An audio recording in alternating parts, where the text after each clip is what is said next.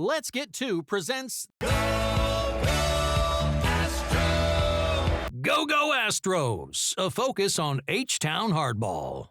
And Happy New Year, everybody. We are back here on Go Astros. Andy is here. Brian is here.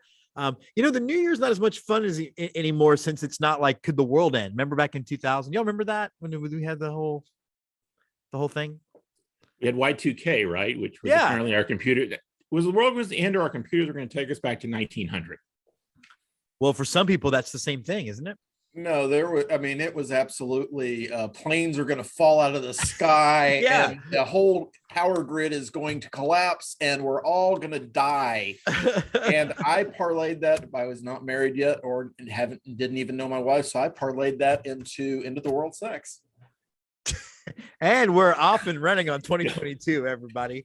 We're running faster than Antonio Bryant trying to leave the Tampa Bay Buccaneers. What a weird story we followed this weekend. So I guess we do have some Astros news, and it's so funny that we're going to talk about a couple of additions that we wouldn't talk about if this was any kind of a normal offseason, right? We would be like, oh, look, some nerds went from Nerd Factory to a different Nerd Factory. But we did get a couple of additions. Hold on. As an academic, Nerd Factory is going from one Nerd Factory to a different Nerd Factory is my entire life. Fair. But Brian, I don't see you as a nerd. I don't know. I guess that makes one. There you go. But yeah, we have a couple of guys join the analytics department for the Astros. Scott Powers, who came over from the Dodgers, Andrew Ball from the Angels. But it's been some additions, and I want to start with Andy on that because you had sort of said that outside of the Astros, there are two teams that are probably better at analytics, and it's kind of cool that we're stealing people from those teams. I didn't say, as good at least. This was all predicated, or at least one of these moves was predicated by the fact that we lost Brendan Forney to Baltimore. He went to go work with Sieg and the other guy, Elias. He was the senior manager of player evaluation and economics in the baseball ops department. That is a huge title. I mean, I thought corporate America had big titles. That's a big title. And that's likely who Andrew Ball is going to replace. He's the guy who came from the Angels most recently. But if you're wondering, well, why would we want somebody from the Angels? Well, prior to his dig at the Angels, which is currently director of baseball operations, he was with Tampa for 3 years as the assistant director of pro scouting, assistant at baseball operations, and came up through the York Revolution from the Pennsylvania area as baseball operations manager, and started out way back in 2012 because he's like 10 as an associate scout with the Phillies. So it's not just we're getting the Angels leftovers. So that's a more promising move than it looked on the surface. But then you look at Scott Powers, which I think is the more interesting thing, a guy coming from the Dodgers organization who, despite the fact they typically have an open checkbook and will, hire the Trevor Bauers of the world, despite their moral misgivings, I prefer moral flexibility, but okay. Sure. They do spend a lot and give a lot of credence to the analytics side of the game that has taken prevalence with some franchises. So I think that's a really promising ad, because I think one of the things you get locked into that Lunau was definitely in danger of is you get in love with your own people and your own way of doing things, and you stop looking outside at what other teams are doing. And when you're young and hungry and you haven't won anything, it's easier to kind of insulate and look outside and or not look outside and say, we're going to do this way and stick to it. But the Astros are at a stage in their development where they need to not only stay abreast of what other teams are doing, but continue to innovate. And I think that's what these moves bring.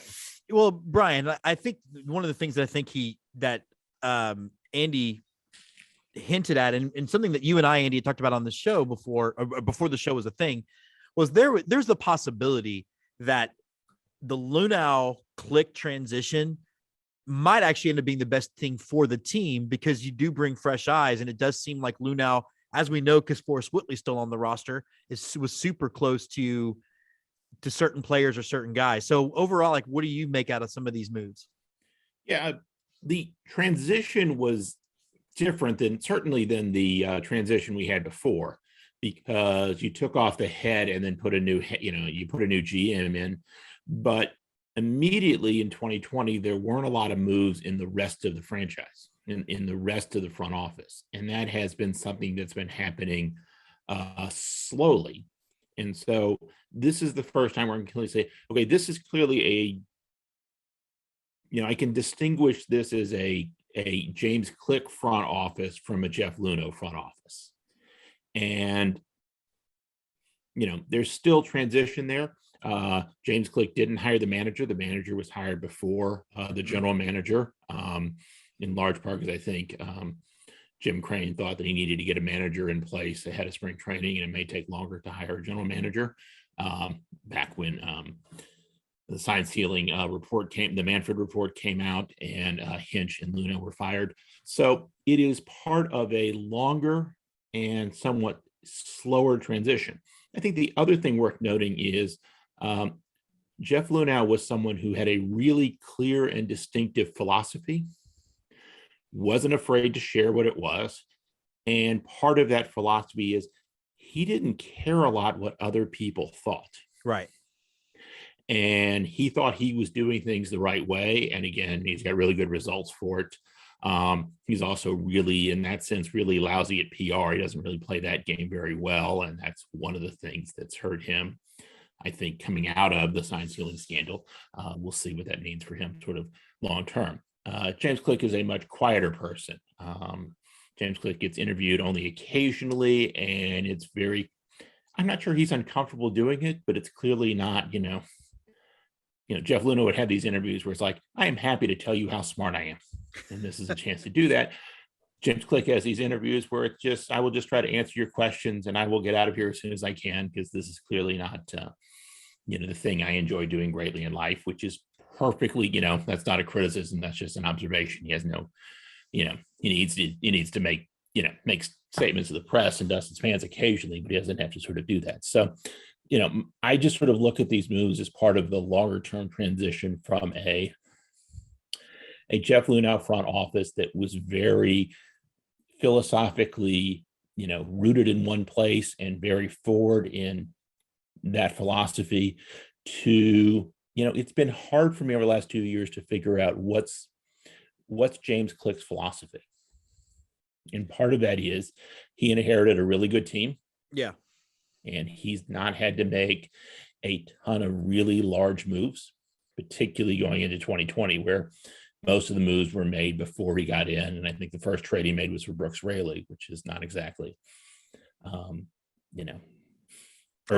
friend Round Rock Tim notwithstanding, that was not for what, getting Raley and getting a contributor for 2 years out of essentially nothing is not a bad move. Yeah. And, we got a multi-year contract from the Rays, so you get a sense of that he's valued in baseball, particularly, again, to go into what Andy's talking about, sort of by smart teams. So there will be a James Click stamp coming on this team. I think the most notable thing right now is he seems to have continued Jeff Luhnow's policy, and maybe it's, Jim Crane's policy, of not giving contracts longer than 5 years. Which I think falls into I think falls into the motivation that we have of, we talked about before, where that's how you build a sustained winner, is by not getting caught up in those things. I want to go back to the Luhnow thing too, and I want to get Andy's take, because it does seem like the personality type Brian described, those types of personalities types never stay in organizations long. It does seem like this, I think it goes back to the Luhnow being gone. I think that was as much what MLB wanted, and I think a big part of why the punishment was what it was. And I do think because he had rubbed so many people in the industry the wrong way. Andy, did you have a take on that? I mean, I would love to throw the word allegedly on everything I'm about to say, because I don't want to be sued. And this show has no budget, so we can't afford to be sued. We can't even afford to fight it. I mean, let's be honest. Okay, you win. Cool. No, I think part of the punishments that were handed down were structured in a way that allowed Crane to escape relatively unscathed in exchange for the dismissal of Luhnow. And I think Hinch, unfortunately, was collateral damage in all those moves. I still think that was a little bit short-sighted, but neither here nor there. Luhnow is a guy that rubbed a lot of people the wrong way. And he very much, to Brian's point, wanted to let you know he was the smartest guy in the room all the time. If this was a couple decades earlier, he'd be working for Enron and probably be in jail right now. But all, again, allegedly, sorry. I think Click is a guy, at least from what we see in the media and in news conferences and press conferences, those kind of things, where he likes to operate in the background a lot more than Luhnow did. He will push the face of the franchise type of duties to Dusty a lot more than Luhnow let Hinch do. And it's different personalities. Neither one is better or worse, but I think in the evolution of the franchise, whether or not Luhnow was going to be dismissed in 2019, 2020, 2021, 2022, that relationship wasn't going to last long term. I don't think there was no way that was going to do that, because Luhnow had isolated himself from the rest of baseball, and eventually you don't find people to trade with. You can't find guys to come work for you. It becomes a problem. But it is what it is. I think Click is, back to what we were talking about, looking for guys that come from other successful organizations to bring pieces that maybe we don't do as well as we need to be doing. Luhnow had his strengths, and he could evaluate players, but he's, kind of hit or miss with some of them. And some of it's luck and happenstance. And he can absolutely be right about a Kyle Tucker. And Kyle Tucker is one of the bright, shining stars in our franchise, but he could absolutely be wrong about Francisco Marte, who he would not part with in 2017 because of the bright future. And I don't think Frankie Tuesday is still in the organization at this point, and we got nothing for him. Forrest Whitley's another one who maybe it's going to turn out great, but we bet hard and long on him and haven't seen a lot. And that was all Jeff Luhnow's refusal to deal him for anything. So, and great, 50%, if that's what Luhnow hit on, he's doing better than most of his peers. The Astros, from an economic standpoint, do need to hit at a better than 50% rate, though. They do need to hit on 60% of their draft picks, which is kind of unheard of when you think of about a third actually make it to the major leagues and about 15% actually make it to any kind of significant career. Yeah, and I think too, Brian, you had mentioned we don't really know what the stamp on Luhnow on Click's going to be on this team. I was very impressed with what he did at the trade deadline in 2021, and you saw all of those relief pitchers, even when they struggled in the end of the regular season, really were nails in the playoffs. Yeah, and I think more sort of relevantly, he had, and this speaks sort of broadly, they had 4 major league capable outfielders for one position, and certainly I can say after 2 months, I feel very confident that Jake Myers is better than Miles Straw. That Miles Straw is a better defender, but Jake Myers' offense makes up for that. I think similarly about Chas McCormick. The jury's more out on Brian De La Cruz, who they traded to the Marlins for Yimi Garcia, and that got sort of less attention, but also speaks to the player development abilities of this organization, that they had 4 major league players. Again, the Miles Straw trade was the most controversial because you're trading your regular center fielder. At the same time, it ended up, he made the absolutely correct evaluation. And again, general manager evaluations are part of a broad process across the team, and part of general manager evaluations just getting good information to you to make a decision. But he made the absolutely right evaluation. He had a better center fielder in AAA than he did at the majors. And hurry back from your shoulder surgery, Jake, because we'd love to see you in the outfield again. As soon as possible this offseason. And again, he traded someone who didn't have a big future with the Astros in Abraham Toro, because he can play second base and third base. And, the positions the Astros don't need to worry about for the next 3 years are second base and third base. Right. Yeah. So, it's a question of sort of, could he have gotten something more than just 2 months, but he got 2 months of a really good reliever out of that, and got Rafael Montero, who they're going to, they think they can fix. He had a bad year with Seattle last year. Yeah, I kind of feel he has a lot of upside, though, I think, Montero. Yeah, I mean, so, and again, in some ways, you didn't give up. Essentially, that was just, I thought at the time that was just we have to get Joe Smith's contract out of here so we don't get over the luxury tax line. So can we, do this part of the deal? And by the way, that's the part of the deal that made them have to do it on that day in Seattle, to force the, infamous, why are you wearing the wrong clothes press conferences for both Toro and Graveman that day. That was one of my favorite baseball moments. If you make 4 moves to end up with Phil Maton, who looks like a piece that's going to be here for a few years, that's going to be successful, that's not a bad ratio. No. Yeah, you cleared out some deadwood from the organization, to Brian's point, with Toro, who is a capable major leaguer, had a great second half in Seattle. And honestly, I hope he has a great career somewhere besides Seattle, because I'm care to face him 17 times a year, because I'm pretty sure if he hit 10 home runs, I have no idea what he actually hit. 9 of them were against Houston. Several with the bases loaded, as I in the later innings of games later in the season. But that's what you're going to need to do, and you're going to see that. And that goes back to our conversation about turning the organization over a little bit. Is you're going to see guys that are fringe major leaguers, quadruple A guys, triple A teams moving to other organizations, and it's going to appear to be little in return. But if you make 3 of those moves and get one guy back that's a contributor, that's not bad, because your talent is going to be at the lower levels of the minor leagues, especially with the contraction that happened in the minor leagues. You don't have 5, 6, 7 levels of minor league teams anymore. You've got 4.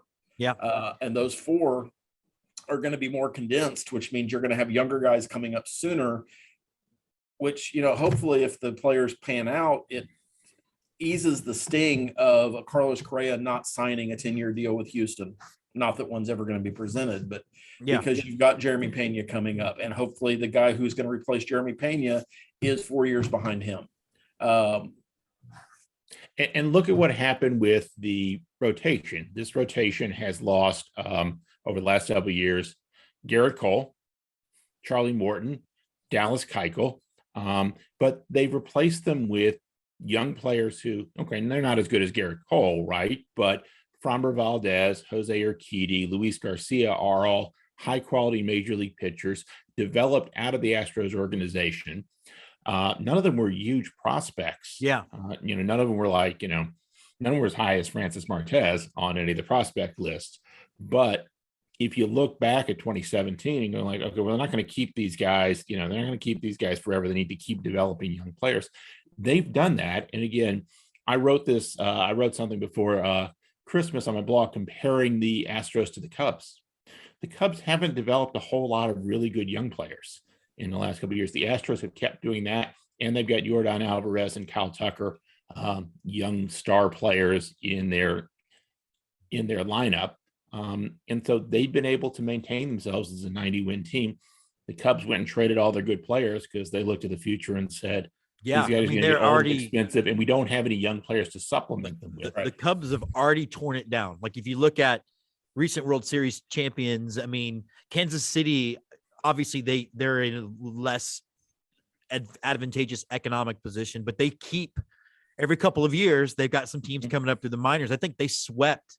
It was either the Royals system it was the Tampa Bay system. The Rays, of course. It swept everyone, but also the Royals were right there too. Their system is stacked.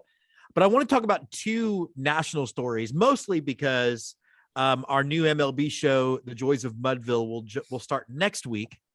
But I want to start first with, and we'll start with you on this one, Brian. Does your prognosis for the end of the lockout change when it seems like there's been no news since December 4th or 5th about any substantive conversations between the 2 sides? Does that they're not meeting to talk about that stuff count as news? Because that's the only news I've seen, which is completely not surprising, because what's gonna force this to end is someone saying, getting this to end is more advantageous to me than missing some revenue. So the better side of this is that it ends towards the middle to end of February, because the owners are like, we actually make some money on spring training, and we kind of like people to show up and hand us money. Right. The more pessimistic side of me is that it ends sometime in March. And whether we make it to opening day is dicey. That being said, the differences aren't enough, it seems to me, looking at what's been proposed by both sides. There's not such a radical idea that is so, there's no way we can negotiate anywhere close to this like there was in 1994 with the salary cap proposal, that they can't find a resolution. It shouldn't be intractable. Hopefully not famous last words. Andy, any follow-up? I would love to think that Major League Baseball, to Brian's point, the owners do like making money at spring training. They like making money all year long. I don't think any of them care about the 26 different communities that host spring training games in Arizona and Florida. I don't think they give one whit of loss of revenue. If you look from a timeline perspective, and to Brian's, again, Brian, I agree with Brian, it makes a lot of sense that there hasn't been a lot of conversation yet, because time isn't pushing any kind of need. You shut it down the 1st of December, and the holidays came up. You had Hanukkah, you have Christmas, you have New Year's, Kwanzaa, if you celebrate, Boxing Day was in there, the Epiphany's coming up. I mean, there's a lot going. Martin Luther King Day, National Hat Day, January 15th. Tune in. Let's get realistically, it's happy holidays. Realistically, they've got until March 1st to start spring training before anything is really, really impacted, which means they're not going to start talking until the end of this month, and probably not till the 1st of February. Okay. I think the hurdles, I view the hurdles a little bit differently. I don't think they're substantive, but I think that Manfred has sold the owners on this idea that he can somehow break the union.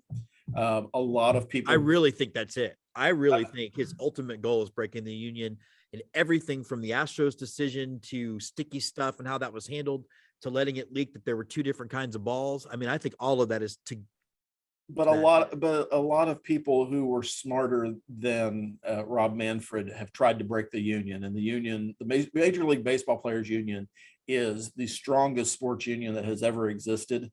They are not the NFL Players Union that turned into a shadow of itself during their last work stoppage, and it exists, but it doesn't really exist anymore. There's no Gene Upshaw is not. I mean, rest in peace, but he's not on the screen talking about players' rights anymore. But the NFL is also in a better financial position than MLB. If it was just the issues that have been discussed in the media, I think that could get wrapped up in a week of real negotiation, which neither side has really tried to do yet. I'm worried that Manfred is going to, we're going to be sticklers because we're going to destroy the union, and all it's going to do is destroy a baseball season. And potentially future love for the sport, without getting too weepy and philosophical about it. But that's the danger right now. But unfortunately, I think we're going to talk on a weekly basis or bi-weekly basis here amongst the three of us, and we're going to be doing a lot of this and talking about the additions to the front office and the new hot dogs they're going to have in the stadium when things open up, because that is going to be what we have to talk about. Well, we do have something fun to wrap up with, and I think it's always fun to kind of poke fun at the New York Yankees. I think we can all agree it's a fun pastime, and they've not had a great week as far as the news goes. The New York Post, in fact, revealed that they, revealed what we already knew, that they are the least fun organization, but they, the story goes is that they were very critical of the Staten Island Yankees playing for a weekend as the Staten Island Pizza Rats, that they, despite the fact that they made a lot of money, because that's how you make money in minor league baseball's alternative identities. But if you look at anything, it really just shows you how much Major League Baseball, who is now in charge of the minors, doesn't really get it. Andy, how worried would you be about just the future of that level of the sport, as far as it being the thing that we've kind of all come to love, is this weird kind of quirky part of baseball? I'll answer that, but as an aside, but speaking of the Yankees, somebody made some weird flex about Betty White passing away, and how Betty White had been alive for all 27 of the Yankees championships. Well, you know what? If she had died 12 years ago, she still would have been alive for all 12 of the Yankees championships. The Yankees and their attitude, and I think the Reds used to be this way, and they certainly have let go of that over the last couple of decades. They take themselves way too seriously as the standard bearers of Major League Baseball and all that's good and holy about it. They come across as self-righteous. They come across as weird. I don't think that every franchise is going to care to the level. I mean, is Jim Crane going to get really upset that the name is Skeeters and it's not they should be Mosquitoes because that sounds more proper? No. Is he going to change the name of the AAA franchise? Probably, because he's going to want it to line up more with whatever the Astros are doing. But that's a little bit different than, how dare you mention baseball in the same breath as rats and pizza and Subways and it's horrible. And that's the Yankees. That's the same franchise that doesn't let their players grow their hair. One of the quote was future Yankees are going to have pizza rats on their chest. And I'm like, first of all, it's your short season A team. Those are not future Yankees. Those are future trade bait. Let's be honest. I think there's going to be further alignment and homogenization of the minor leagues from a major league perspective. They're going to line up colors and all that kind of stuff. And but I think there's still the Staten Island Yankees. It's they've already got that. Well, now they are the Staten Island Ferry Hawks. They are a part of the Atlantic League and are actively there's actually and this is kind of what I wanted Brian to touch on a little bit was. There's two lawsuits going on. One, they are suing the Yankees. And it seems to me like they have a pretty good case for breach of contract, but them and 5 other teams are suing all of Major League Baseball to try for an antitrust violation. And we both know that, or we all know that the antitrust exemption they get is the only thing that's allowing Major League Baseball to actually function. And I think stay where it is now. So, I mean, you think there'll be any traction on that? A lot of people have tried to go after the antitrust exemption, and that is tilting at windmills to get to a point. But this is what Major League Baseball, Yankees specifically, what Major League Baseball as a whole doesn't understand about the minor leagues. I saw that article. I saw retweets, probably from both of you, about the Pizza Rat story over the weekend. You know what I did immediately? I went to go see if I could buy a Pizza Rat jersey because that kind of thing is cool to me. It's a unique little piece of history and it's fun and it's not taking itself too seriously. And the jersey was pretty sweet. Of course, I can't buy any of those things anymore. I missed that boat. But if you want to make money, let the minor leagues be the minor leagues. Let them have a little bit of fun. You can take player development seriously. And I think some of the things are going to be good. I think improved weight rooms and facilities and an increased effort towards nutrition. Some of the things that they're doing that the Astros did first with housing allowances or putting up players, all that stuff is necessary and good and an improvement. But you can't take the fun part of it away. You can't take the stuff that's going to be meaningful to the communities that support these teams, because the Yankees aren't going to go to Staten Island and buy tickets to a Pizza Rats game. They never were. That's not who they are. Right. But the people in Staten Island will. They do attend those games and they do want to have fun and they do want to not pay major league prices. So let them have fun and let them do what they need to do to take advantage of the expertise that you bought when you bought the minor leagues.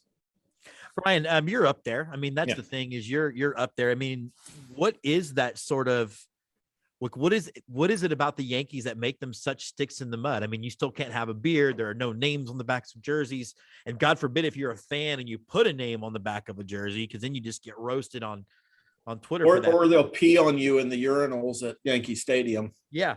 And that was before the signs. Yeah, that's why everybody was like, first of all, it is important to keep the dignity of a franchise associated with such moral icons as Babe Ruth and Mickey Mantle and convicted felon George Steinbrenner. Fair. Can't argue that. You can't erode the dignity of something like that with things. Two, as a New Jersey Jackals fan, who are my local Atlantic League team here near my house here, they play, by the way, at Yogi Berra Field over at Montclair State University. We're coming for you, Ferry Hawks, with whoever happens to be on the team next year.